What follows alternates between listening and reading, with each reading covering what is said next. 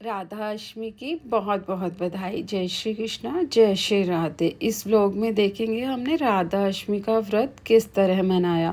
11 सितंबर को राधा अष्टमी थी। यह व्रत अमृत वेला में ही शुरू हो जाता है। सुबह अमृत वेला उठ के एक बार हमने ठाकुर जी को स्नान कराया, क्योंकि भी हमारे पास राधा रानी का स्वरूप नहीं था।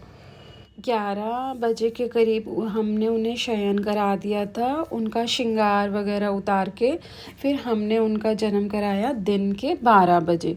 12 बजे उन्हें उठाया, फिर हमने सबसे पहले गंगा जल से उनको छींटा दिया और उसके बाद उन्हें स्नान कराया। स्नान कराने में हमने पंचामृत का इस्तेमाल करा। इसमें हमने गाय का दूध, दही, घी, शहद, शक्कर सब मिला के पंचामृत बनाया। पंचामृत से स्नान कराया, फिर सिंपल जल से स्नान कराया। स्नान करा के उन्हें पहनाई उनकी पोशाक। कहा जाता है कि अगर आपके पास राधा रानी किशोरी जी का स्वरूप नहीं है तो आप ठाकुर जी का भी जन्म करा सकते हो, क्योंकि राधा कृष्ण है तो एक ही। अगर आपके पास छोटे बाल गोपाल भी नहीं है तो आप अपने फ़ोन में राधा रानी का, कान्हा जी का स्वरूप खोल के उनकी भी पूजा करके उनका जन्म करा सकते हो। कान्हा जी को पहनाया मुकुट, बांसुरी, माला और उन्हें कर दिया सुंदर सा तैयार।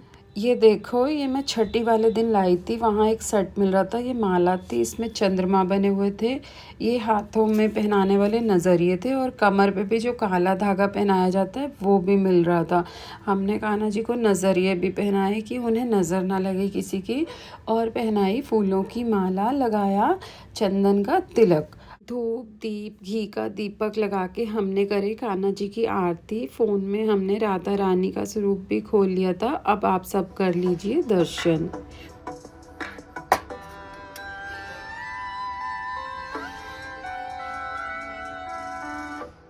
और करी कपूर की भी आरती।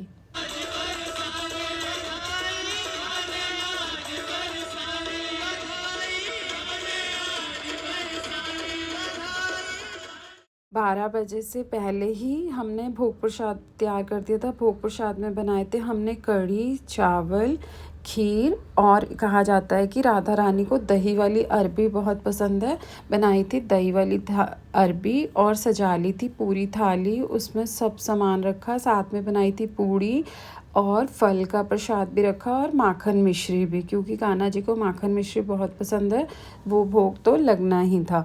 और फिर ठाकुर जी को लगाया भोग। मैंने अपने चैनल पर कढ़ी की रेसिपी और केसर और गुलाब वाली खीर की रेसिपी भी दी हुई है। अगर आपको देखनी हो तो आप वहाँ से देख सकते हो। ऐसा करते हुए 2 बज गए थे। फिर उसके बाद हमने करा प्रसाद ग्रहण। मैंने तो व्रत इसी तरह रखा था। 2 बजे मैंने प्रसाद ले लिया था एक ही बार।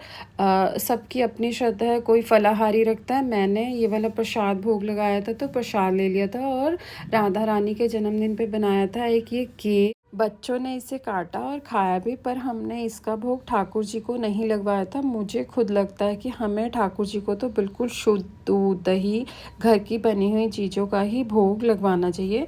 मैं अगली वीडियो में आपको ये बताऊंगी कि हमें पीतल के जो स्वरूप होते हैं, हमें भगवान जी की मूर्तियाँ होते हैं, उन्हें कैसे साफ़ करना है। ये देखो, मेरे पास गणेश जी की मूर्ति थी और बहुत ही ईजी ट्रिक से ये कितनी अच्छी चमक गई। जो मेरी नेक्स्ट वीडियो आएगी उसमें मैं आपको बताऊंगी। जय श्री कृष्णा, जय श्री राधे।